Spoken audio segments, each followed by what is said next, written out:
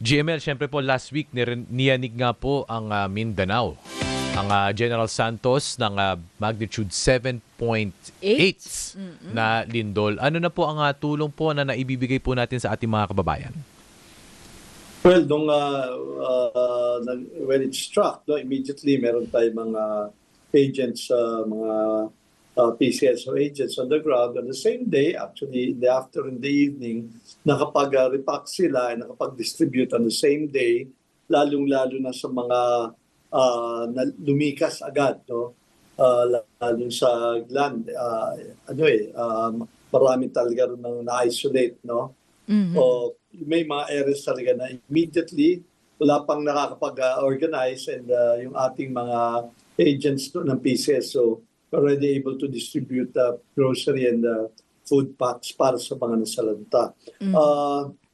But this week, nakapag-airlift na po tayo ng mga charitimba, mga emergency kits and medicines, evacuation kits din meron din po tayo sa tulong po ng Philippine Air Force. Nakapagpadala rin po tayo at kahapon nga po, nandun kami kasama ang Pangulo, nakapagbigay din po tayo ng mga patient transport vehicles o mga ambulansya dun sa mga government, local government units na provincial.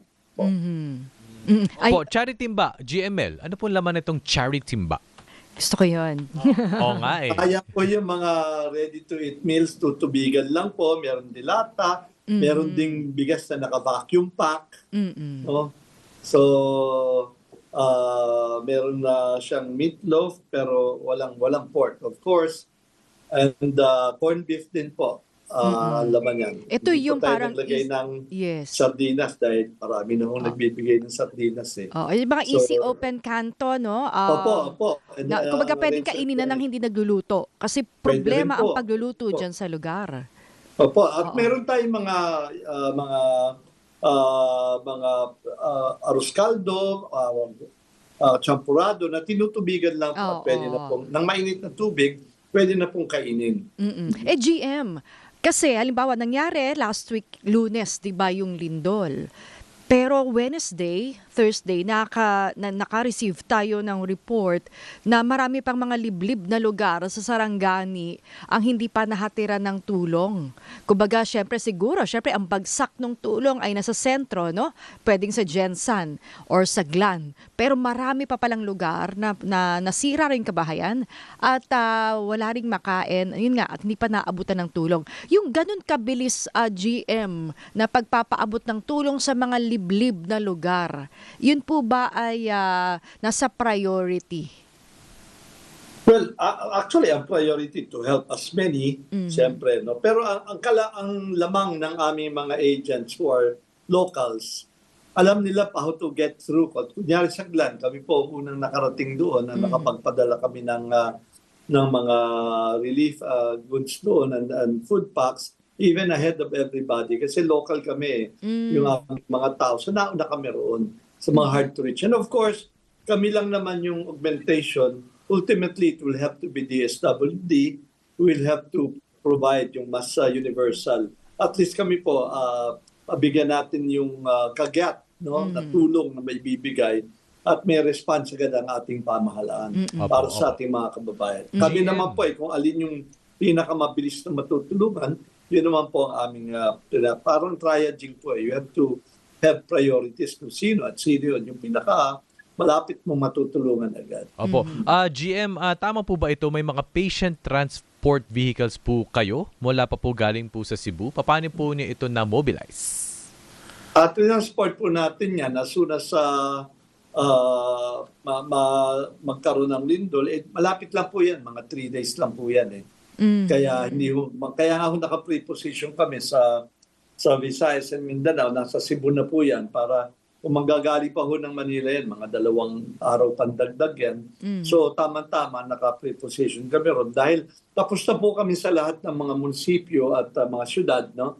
Ang bibigyan na lang namin para makumpleto natin yung lahat ng local government units ay ang mga provincial local government units, no? Ang mga probinsya. Tama-tama yan.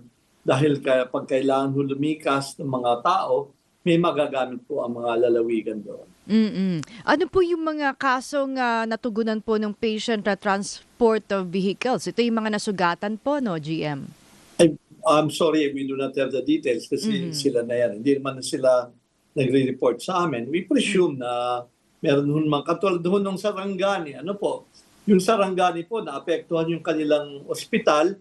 So sinasabi nila, dinadaan nila sa Jensen lahat ng pasyente nila at nagbigay po tayo roon. Kasi po, kung makikita nyo, nasa labas na yung kanilang ospital, yung ICU na lang yung medyo ipinasok nila dahil heavily damaged yung kanilang ospital. We presume na kayo po, nagagamit na nila yung mga ambulansya nila para ilikas po sa Jensen yung mga pasyente nila.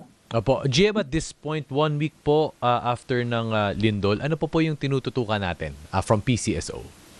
Well, kami so far, we think as a first aid, as a first responder, we think we have fulfilled that. Habang nag-aaral po yung iba't nagpaplano, we have given that stopgap measure po.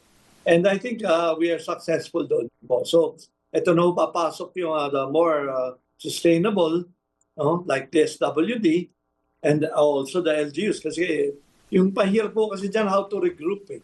Kaya nga po ang una namin pinuntahan, ang mga tao namin, pinuntahan mo yung command center, no?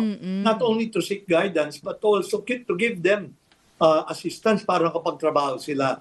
So unang-una yung command center ang puntahan, bigyan ng anong kailangan nila, then we get information on how to proceed.